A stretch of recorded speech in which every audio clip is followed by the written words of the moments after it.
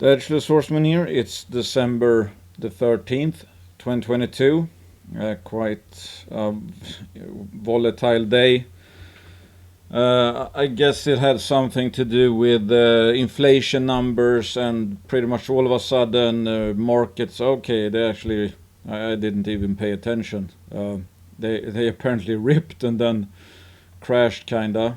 Oil ripped, natural gas ripped, gold ripped, silver ripped, gave back a bit, copper ripped, gave back a bit. I mean, again, it's like this is noise to me. Yes, it's nice to see. I think silver was at one point up 4% or something, and gold was up, I don't know, 2.7%. But it's like, I have no idea. Maybe this, gets retraced tomorrow. But that's why I consider this noise, and I don't only consider down days noise, but up days as well. I mean, I don't think it should really affect your investing decision at all. Let's say if you didn't buy a company yesterday but bought it today because gold was up, for example, that's a tell that you didn't really have a good case to begin with in that case. If it only takes a 1 day 2% pop in gold to have the courage to actually put in a bid. I mean, we're still in tax loss selling season. This tax loss selling season, I mean, I've shown you the Bear Creek Mining proxy. That recently hit the lowest levels since 2006, I think. And even, and that means it went below the 2008-9 and 2015-16 levels. So I think that kind of shows just how ridiculously good this tax loss selling season is for buyers. I mean, pretty much the best buys in 8 years. I mean, some are already up from the bottom. So if the bottom is already in, some juniors have already seen the bottom, and who knows, maybe it's 2 to 8 years until we see levels like this again. So congrats to everyone that actually thought like a value investor and just kept on buying the more ridiculously undervalued stuff became. But not every stock has trucked higher, because again, tax loss selling season means that there's people who are gonna sell the worst performers, or some, everything has performed pretty badly, but it's like some stores that have no business being as cheap as they are, they see even more selling pressure, because it's not because somebody's saying that, hey, I'm selling this because it's overvalued. No, it's to take the tax write-off. So we see artificial selling pressure at the end of a 2-year-long bear market. So what is already ridiculously cheap typically gets even cheaper, and I don't think we're gonna see buys like this for next few years at least. That's my assumption at least, and really, who cares? I mean, some of these are so cheap that even if they diluted by 100%, it's just a matter of when, not if, they're actually going to go up. So, I mean, to be in a position like that, I mean, that's the opposite of buying at a sentiment high, where you pretty much know, hey, I mean, these things are overvalued because everybody just bought because they went up. So the question, if you're going to sit with a big paper loss, is not a matter of if, but when. So in that case, time is against you. Time is on our side now, because they are so ridiculously cheap. One possible candidate, I think, is Cassiar Gold. Had a pretty good late 2021, but then I think there was some delays with a financing, etc. So there was some, technical or corporate shenanigans, etc., that kind of killed the momentum of the stock, and then the bear market sentiment took over. I mean, here, okay, this is actually not during tax loss selling per se, but it's like, I mean, end of the year, closer to the end of the year, and we're nearing the end of this tax loss selling season. They've kept on drilling. They already have 1.4 million ounces of 1.14 grams per ton.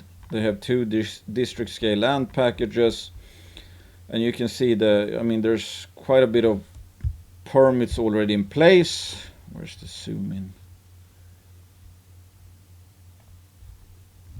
orange here, mining lease Table Mountain, green Taurus Gold. So they have the Taurus deposit, which they've kept on hitting bulk gold stuff, you know, higher widths or longer widths, lower grade stuff. They have a mill here. They have the Cassiar South, which is more like Foster wheel type mineralization potential. Super high grade. I mean, it used to be, I think they have where's the Cassiar South? Yeah, Cassiar South. You can see the grades that were mined from some of these deposits. So there's obviously a lot of exploration potential, and they have a lot of targets that, who knows, might connect even. I mean, we know Quinton talked about this district. It reminded him of Marantal or whatever it was called.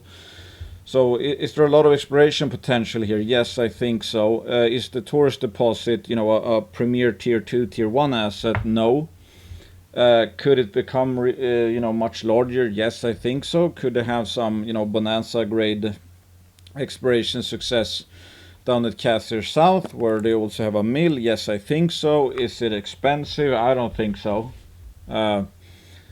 Again, you have the beta at least in 1.4 million ounces. Yes, it's 1.14 grams per ton, so it's not high grade. It's not a, you know, world-class deposit, but you have beta, and that is likely to grow. And who knows what the actual blue sky is here. I mean, if they I expect them to, you know, one of these days, probably this year, test some at, you know, more at Wings Canyon, Snowy Creek, Lucky, more in the Cassiar South as well. And they have, I think we're still waiting for quite a bit more assay results actually. This is a potential candidate. I mean, if we go into bull, this I'm pretty sure this is gonna, you know, head higher, and the team is actually very, very good. You have Doug Kerwin, for example, from Ivanhoe Mines. This guy is very famous as well, and Warren Shine as well. You can see the, you know, the merits, let's say, of these guys. I don't think they would bother if they didn't see good exploration potential. And here you have, you know, Kirkland Lake, Imperial Metals, I'm Gold, Sabina, Marco with a bunch of companies, yeah, B2 Gold, Ivanhoe Mines, etc. I mean, these are not jokers. These are the real deal. I don't think they would bother if, again, I mean, the chairman Stephen Letwin, president CEO of I Am Gold, for 10 years. They wouldn't bother if this was a pipe dream, for example. Is there a guarantee that this will become a, you know, a multi-bagger or something like that? No. Do I think in 2 years this is going to be higher? Yes, I do. But again, to sum up, it's like a beta play with ounces in the ground, pretty much permitted ounces in the ground. Good infrastructure actually, which is rare.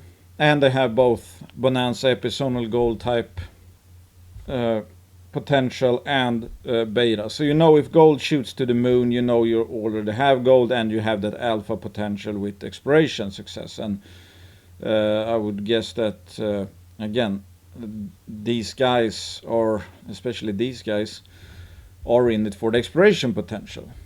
So I think that's a pretty good candidate because it's been slaughtered.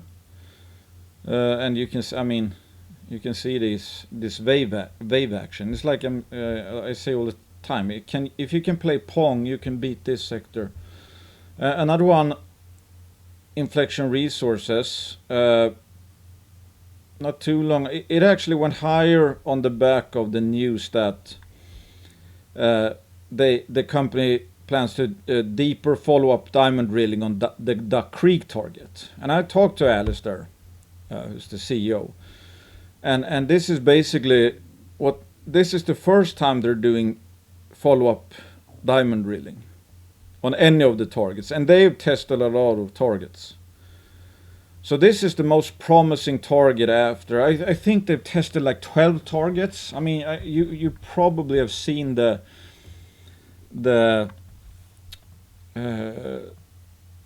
people involved in Inflection Resources. I typically don't like or pre-discovery stories, but this one is, you know, truly world class for pre-discovery. You got management and insiders own 31% of the company, and it's like, I mean, the team, industry veterans, and I mean the technical advisors and consultants. It's like, I mean, New Cascadia Mine, Normandy Mining. I don't know who this guy is. Former senior exploration manager with BHP, formerly the exploration manager global base metals for BHP, Douglas Haynes, which is probably the most famous one, former chief geoscientist of Western Mining Corporations Ltd, BHP Minerals and BHP Billiton Minerals as chief geologist.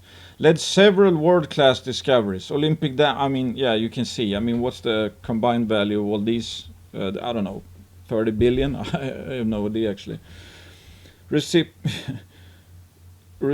of the 2015 Thayer Lindsley International Discovery Award from PDAC for the discovery of the Kamoa copper deposit. That's Ivanhoe Mines. I mean, it's just the most ridiculous team you'll ever find. Most ridiculous technical team. And they amassed a huge land position. And they've tested a bunch of targets.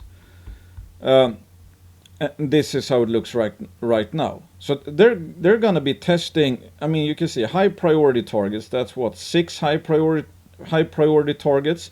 Duck Creek is the one that looks the best right now, and they're actually drilling. I think they've begun drilling. Targets to be drill tested. I mean, you can see. This is I mean, these guys knows that exploration is a numbers game pretty much. So they staked an enormous land package, have the best possible best technical team I've seen in any junior, I guess, and they're exploring for giant copper gold porphyries, because they're not too far away from Cadia. I mean, this is where the majors would want to be, or because they are there. So this is a tier 1 jurisdiction, and here we have the Duck Creek target. So they are deeper drilling here now, and as we can see in the news release, they hit bornite. Drill core with blebs of bornite. Bornite is super high grade copper mineralization.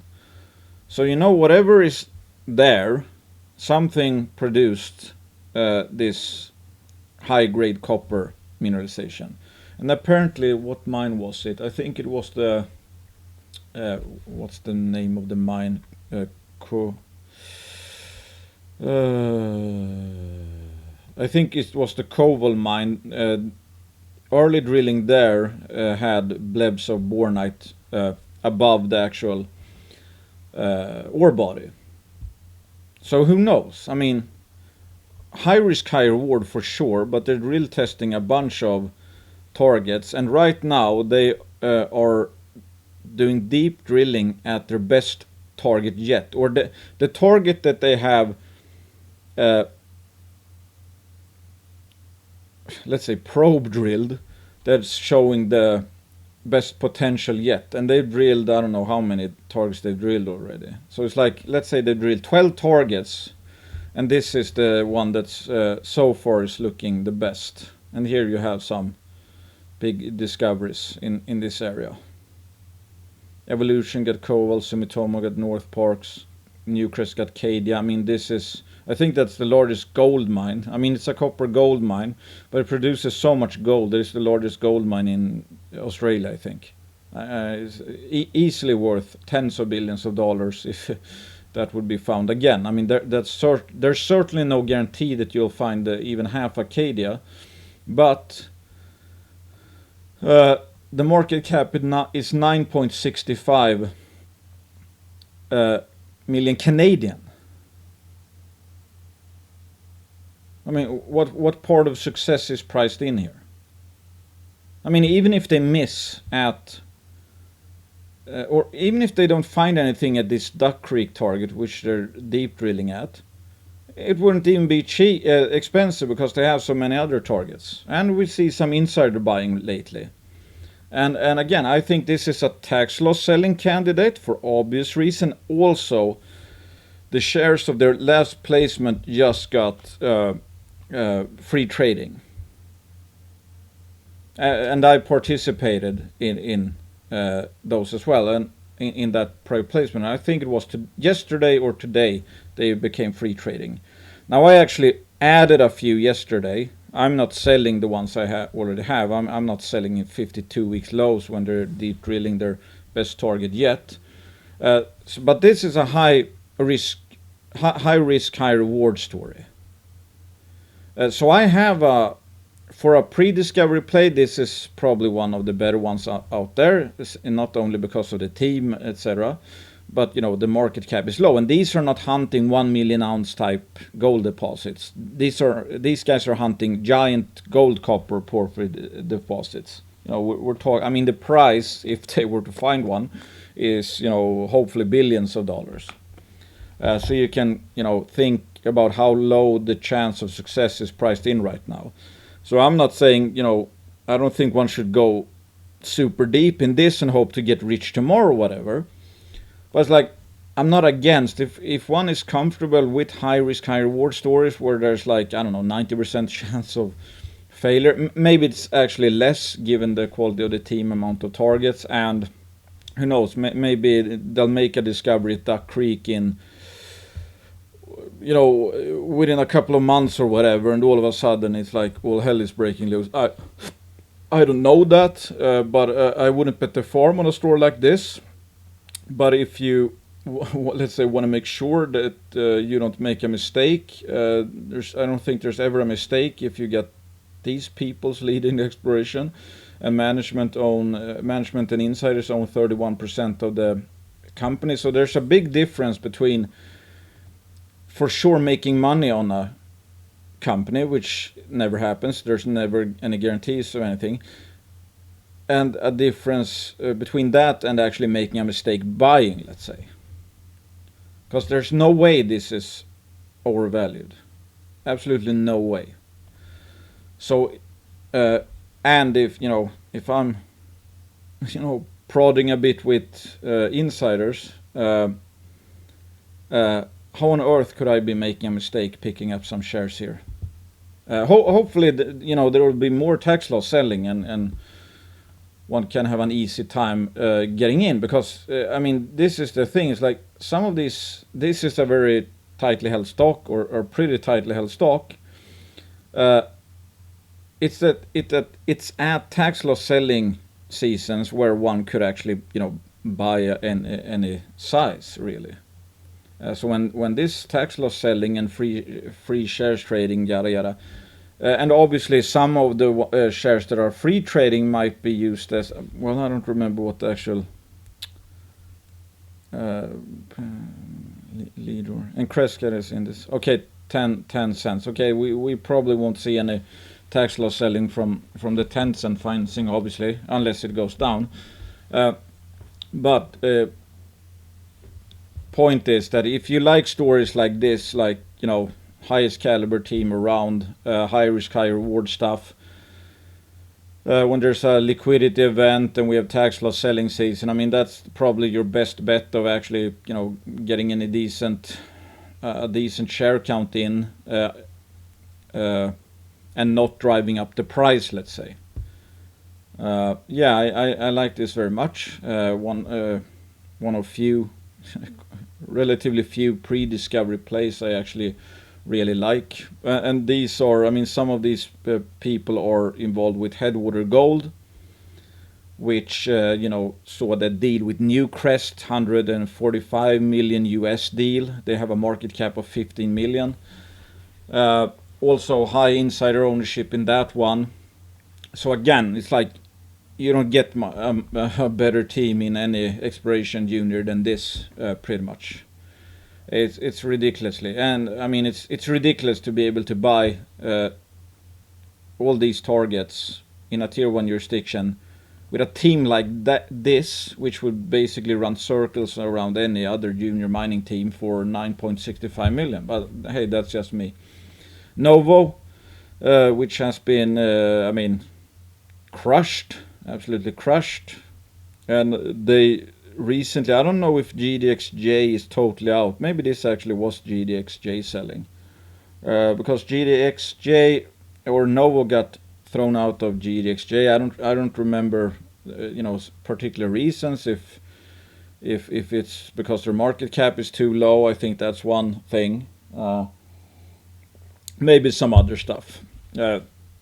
Anyway, it's like, yeah, it's dirt cheap. Burn rate obviously is a problem, but they have like a bit over 50 million in cash and 20 million in equities. So hopefully, you can do a lot of exploration with a few tens of millions of dollars. So hopefully they will actually find something potentially really good. But this is more of a high risk, high reward story right now, but it's dirt cheap. So it's like, obviously the cheaper it is if they actually manage to make a good discovery, let's say. Obviously the lower it is when you bought, the more you will make. And it's like, but I mean the sentiment is atrocious. I mean, and that's also obviously what leads to such a big discount, because I mean I don't think actually many people really understand or understood Novo at all. It's like this sedimentary guy.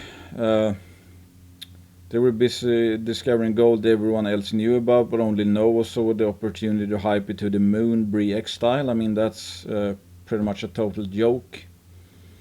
Brent Cook was down there. He said, there's tens of millions of ounces there, but his problem was he thought it would be too hard to mine, which he ended up looking very right on that department. And it's like only Novo saw the opportunity. Obviously, we know Kirkland Lake got into it. We know that when Quinton first set up the company, when they were working in the East Pilbara primarily, Newmont had a 30% position. And we know Quinton is kind of tight with the Newmont guys, and the Newmont guys are in the Irving Resources story. So for sure, I mean, anybody who says this was a scam or a fraud is just totally clueless. It's like, why did Mark Creasy vendor in his land as well, and adding to his stake in Novo? Now this was a very ambitious idea that if it worked, if they would be able to recover all that gold, because again, like Brent Cook said it himself, I mean, there's gold everywhere. We know the old CRA hole drilled 40 kilometers south of Karatha, hit gold at 1.4 kilometers depth or something. That was in the Hardy formation, but 1 meter or 14 grams per ton, I think. I mean, so there's obviously like tens of millions or hundreds of millions of ounces there. I mean, they as soon as this kicked off, there were juniors all over the place in Pilbara looking through the Fortescue rocks, and pretty much every junior that went looking for it found conglomerate gold. So it's just absurd to say that, well, I guess he didn't exactly say there was no gold, but it's like that was the price, or I guess still is the price, that if somehow that could be recovered, a small portion of it, that would be a grand prize. And we know that Sumitomo got in for the Egina area, and then COVID hit, and now instead Sumitomo has a share position in Novo instead. And it's like, I met Mark Creasy. He certainly doesn't think WITS 2 is some ridiculous thing. He's been looking for it for a long time. And last I checked, he believed, I mean, he had hopes there would be some kind of carbon leader found somewhere, similar to the real Witwatersrand.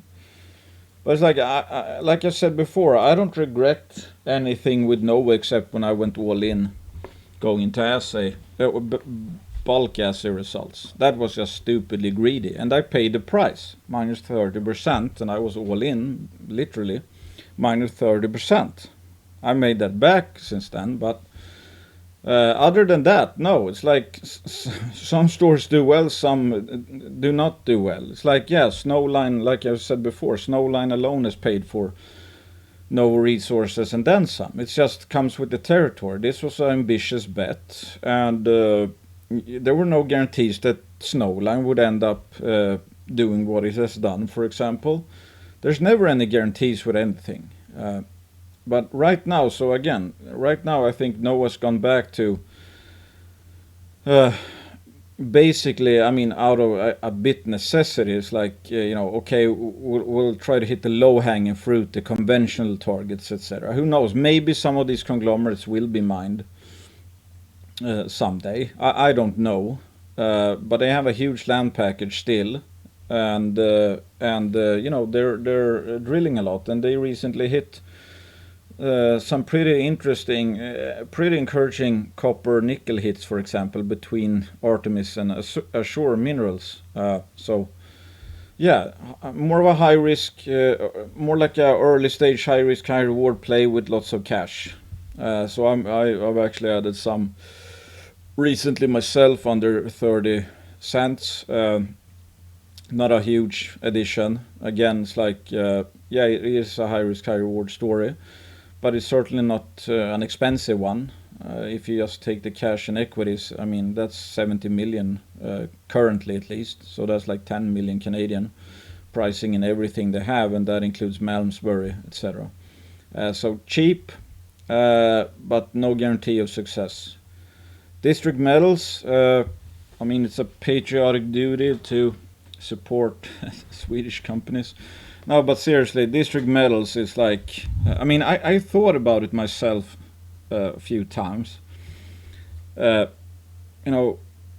Should I start a Swedish exploration company? Because I know that the Bergslagen region, for example, is very prospective, and we have the Garpenberg mines, and we have Lundin Mining with their Zinkgruvan and stuff like that, or Zinkgruvan as it's called in Swedish. Because for a way to be more involved in the sector, for example. I mean, I'm kind of sometimes bored with this, the whole, investing thing, because this sector is so stupid, again, that it's like, if you can play Pong, you can beat this sector. So it feels like, might sound arrogant, but it's like, yeah, I'm pretty sure I can keep beating the mining sector for as long as I live. So it's not that big of a challenge anymore when you really understand just how sentiment works. So it's more, again, you don't need to be a geologist or a mining engineer. You need to understand how sentiment works, that it goes up and down. And, it goes from extremely cheap to expensive, to extremely cheap to expensive, to extremely cheap and expensive. If you buy into one of these extremely cheap periods like we're seeing now, I mean, one up leg or one, to the next sentiment high, I probably, when we get back to the next sentiment high, I think I could retire. So it's like, how much, let's say, how much excitement is that? You already know you're gonna win, pretty much, in theory, unless, every company I pick goes to zero. Anyway, District Metals, I mean, it's just dirt cheap. And yeah, back to my point. Yeah, I was thinking like, okay, should I start a company? But now with District Metals down here, I was like, why bother starting a company? It's like, I don't have the money, unfortunately, I don't have the, let's say, dry powder around to actually have take a 10% position in District Metals. But it's like, hey, why start a company when you can buy one for 5.65 million Canadian, buy a large chunk of it, and you already have, a superb team in play and some of the best exploration assets in Sweden. I mean, it's just absolutely ridiculous, this valuation. They have like 3 large projects in Sweden, and Sweden just got a right-wing government, which is pretty pro-mining, and like I posted in this channel, Envirocord grants mining expansion to Kaunis Iron East along road from Talga graphite project in Sweden follows granting of vanadium mine project a few weeks ago. Okay, so 2 mines in Sweden after the recent election has already gotten their permits. That's a pretty good signal value that things might have actually changed, that Sweden is getting better, more pro-mining. And these guys are sitting with like 3 really good looking projects in Sweden, and they have a Canadian company's project as well. There's a company that's earning into it. Unfortunately, they didn't have the time to drill it this year, but that will most probably be drilled, and that looks kind of good. So you get 4 projects and a stellar management team and technical advisors, including Rodney Allen, which I've met. He's basically Mr. Bergslagen. Worked for Boliden and helped Garpenberg become a tier 1 mine from, I mean, it was about to be shut down, and he had some ideas, him and his team. And now Garpenberg is one of the best polymetallic zinc mines in the world. Because mining in Sweden, okay, now electricity prices are quite high, but it's like some of the cutoff grades you see in some mines in Sweden, it's like ridiculous. Like, I don't remember the name of that. Mandalay Resources owns the Björkdal mine in northern Sweden. That's an underground mine. I think they're mining like 1.6 grams per ton or something. And Garpenberg has been printing money for many years.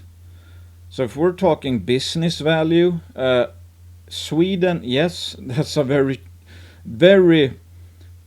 favorable to cash flow, pretty much. I mean, in the north they have LKAB, the state-owned miner. Has some of the lowest grade open pit deposits you can imagine, and they still make money.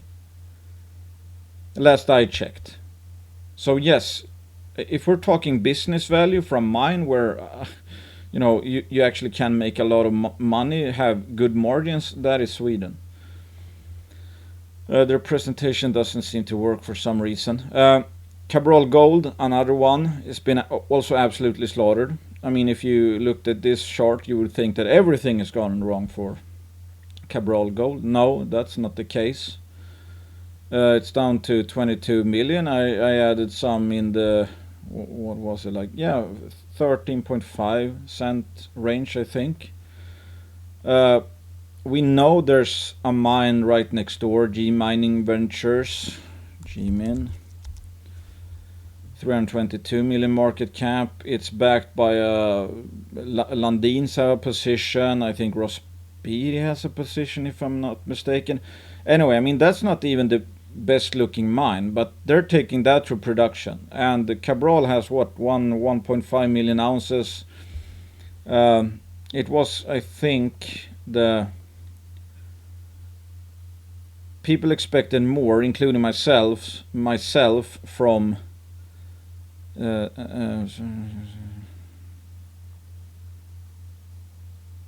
okay, a bit over 1 million ounces. I mean, we all expected more. The problem is that, they've hit a lot of gold. I mean, you've probably seen some, 5.3 meters at 27 grams. I mean, they've been putting out a lot of drill intercepts. 46.3 meters at 2.2, 87.2 meters at 1.3, 6.4 to 11. I mean, they are hitting some good stuff, but it has not been tied together, let's say. And you can see this massive volume here. That looks kind of like tax loss selling to me. And it's just absurdly cheap. I mean, if G Mining Ventures was up and running, I mean, they even, well, maybe that's not a surprise, but they even list, they highlight Cabral Gold as, I would say as a potential, acquisition down the line.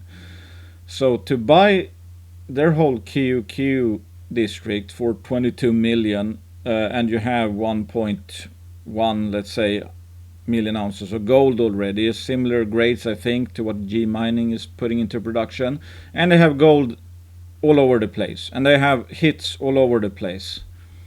It's one of the richest alluvial gold districts in the world. This market cap doesn't make a lot of sense to me, but again, that's what you get with sentiment, and then tax loss selling to really kill sentiment. But this tax loss selling won't last forever.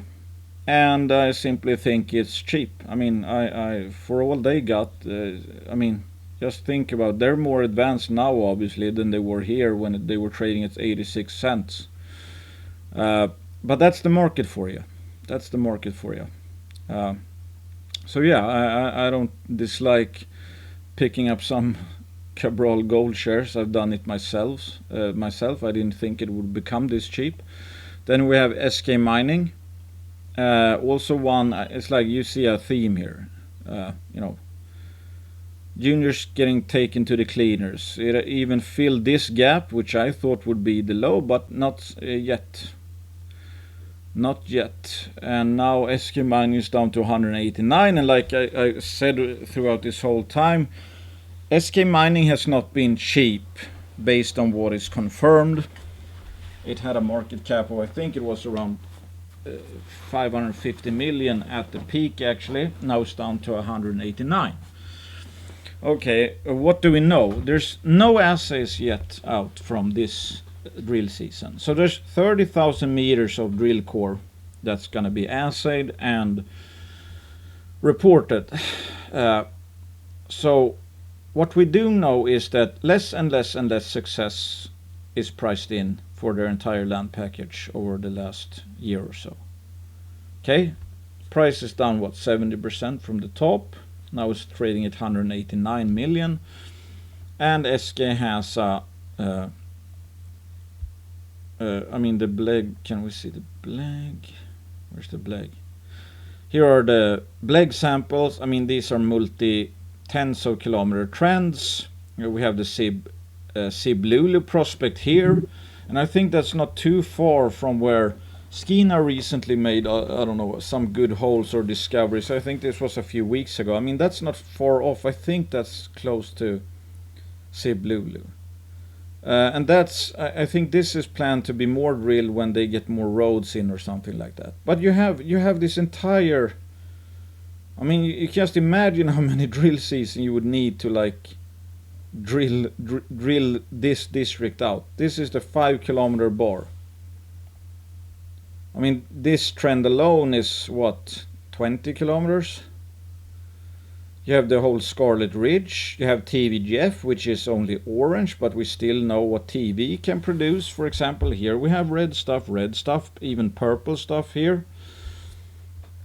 I mean, I know it's a cliche, but it's like target-rich environment. That's pretty much SK. And what I've said before, it's like, with enough time, I mean, I think they're gonna find something really good with time, and they're trying as fast as they can because they have done a bunch of exploration drilling. I mean, they pretty much drilled the whole TVGF trend, and it's not easy to find a VMS deposit. I mean, it took 109 holes to find the Eskay Creek deposit. 109 holes just to find this one. So you can imagine, I mean, again, the distances we're talking about here. It's not easy. But they have a bunch of targets. And Scarlet Ridge, I think that's the same age as Eskay Creek, for example. Sib-Lulu here, Cascade. I mean, yeah, a bunch of targets. Okay, so 30,000 holes yet to be reported. We know they started off drilling Jeff North, and that was exploration drilling. Basically, they wanted to see, you know, swing for the fences. Let's drill this entire 5 kilometer trend, and if we're really lucky, you know, you'll hit it along 5 kilometers. That is a ambitious goal, obviously, when you're kind of drilling blind. Sure, they have CSAMT and you know, soil samples, but that's still not a guarantee of anything. I mean, it's not like all the places they are drilling at, you know, they already know where it is and they just can follow it up. No, they tried basically to the shotgun approach on the TVGF trend, and so again, that's very ambitious. And I'm just looking here. Okay, we know, including Jeff North, Scarlet Ridge area. Okay, what was drilled first? Jeff North, I think, was drilled first, or Jeff and then Jeff North, somewhere along those lines. Okay, if those step out holes would have produced something really good, for example, I think that would have been reported by now. That's just my guess. Okay, highlights from TV drilling. I mean, you can see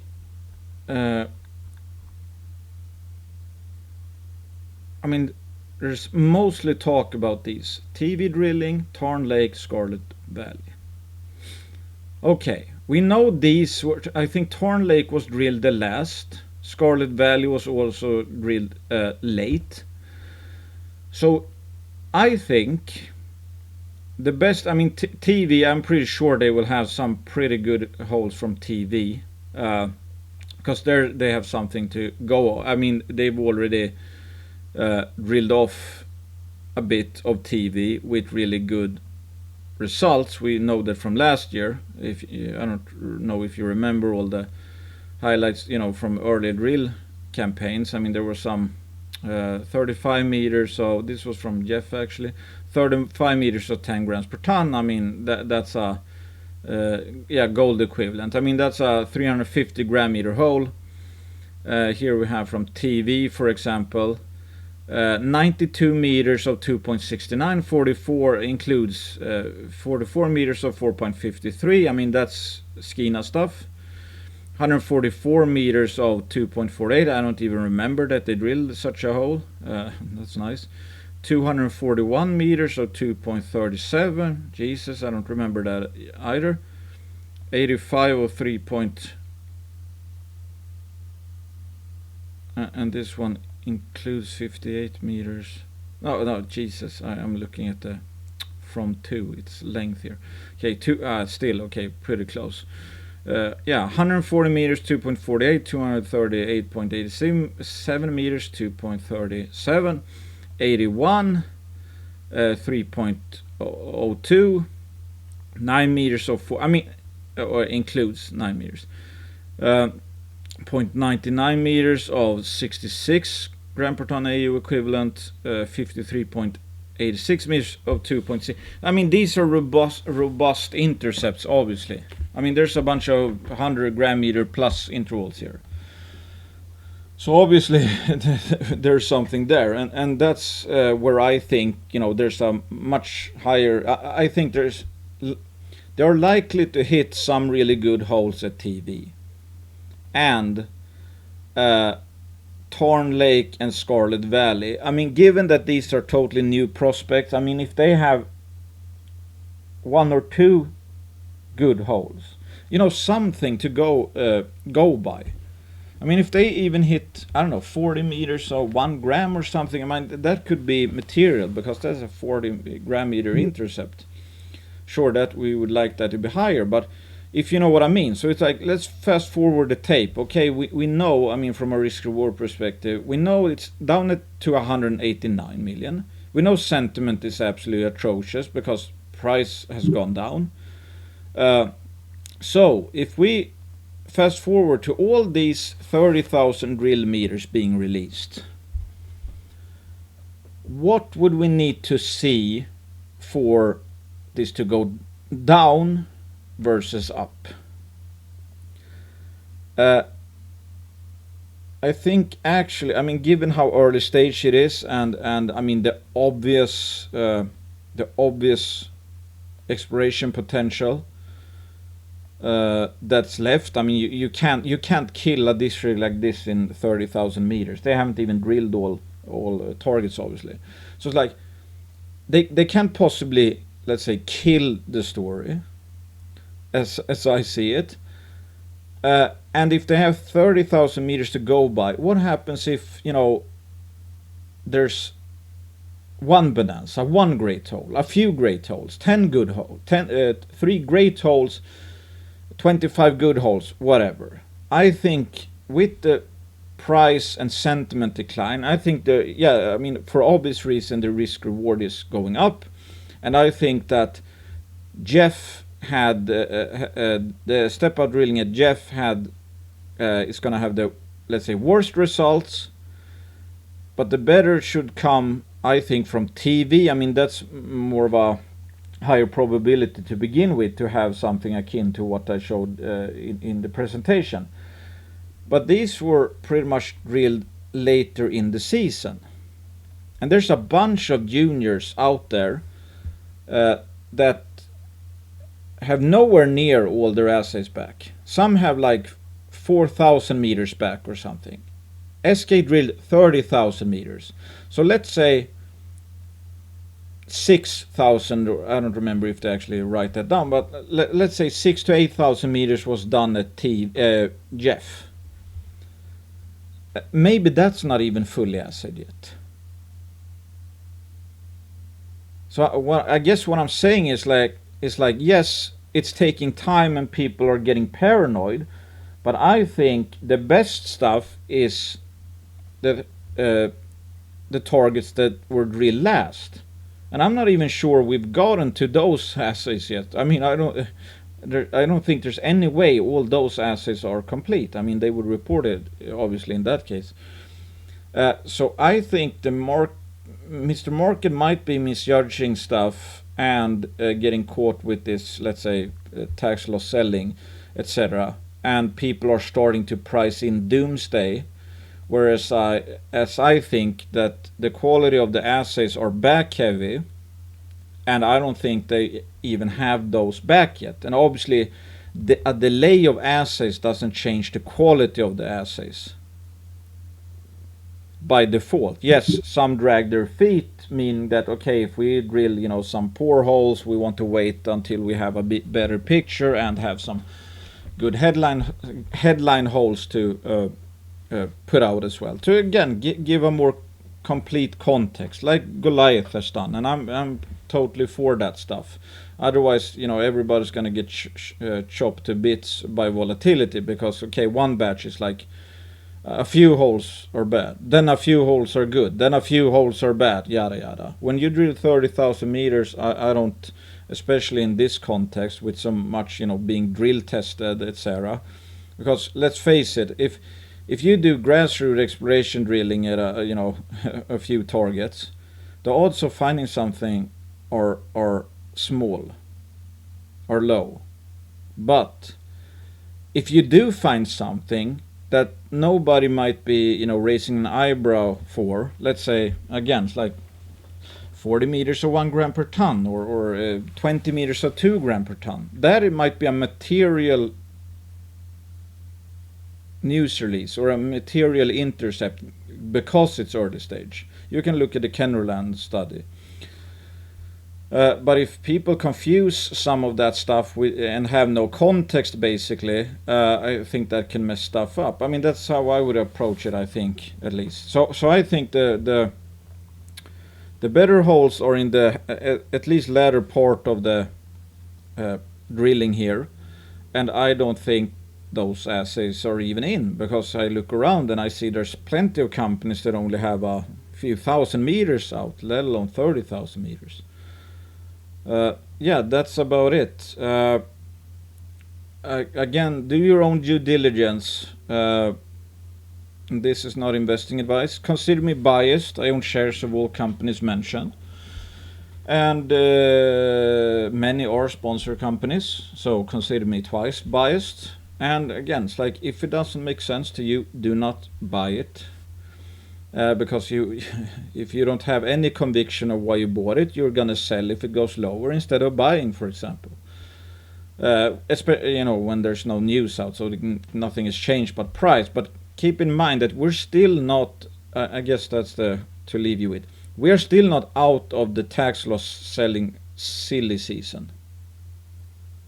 And I doubt you will find some of these companies cheaper than this, more than perhaps one time in the next 4 years, let's say.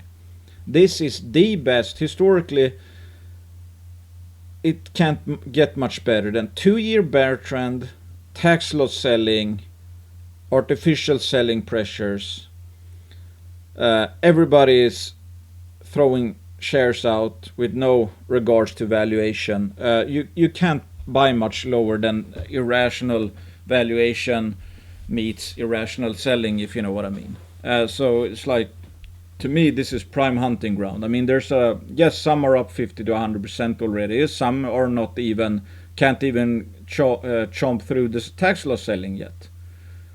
So there's no shortage of, in my opinion, no-brainer buys, and you don't, I think, need to be too concentrated in any stocks. Like, I have no idea which one of these might multibag. I just know that I think some are just going to go up from sentiment alone, maybe 100-200%. I know some are dirt cheap, and I know some have absolutely multi-bagger potential. I mean, some more than others, obviously. But that's how I see it. So yeah, I wouldn't throw in the towel on Eskay, for example. I think that can actually surprise people to the upside. No guarantees though, but I haven't added Eskay in a long time, and I might actually start adding here,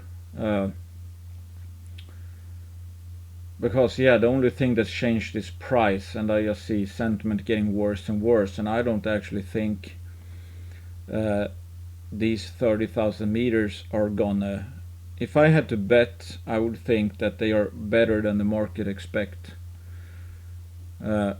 But there will of course be, given the wide step outs they're doing, obviously many will be misses, or let's say not the highest quality, but I think especially from TD, and if they find something, hit something at Scarlet or Tarn Lake, for example, that might be a new confirmed real discovery, basically. So fingers crossed. Don't put all your eggs in one basket. Be mindful, this is a risk-reward scenario. There are no guarantees. We take on risk with the in exchange for the potential of getting very high returns in the future. And right now everything is so lowly priced in this sector that if something works, we get a lot more for our money than 2 years ago, when we were at a sentiment high and almost nothing was undervalued, and that would take a lot to actually just fill the shoes of the current valuation. Now it's the total opposite. Now it's risks are to the upside, and again, just around 2 weeks left of tax loss selling season. Thanks for listening. Do your own due diligence, not investing advice, yada yada.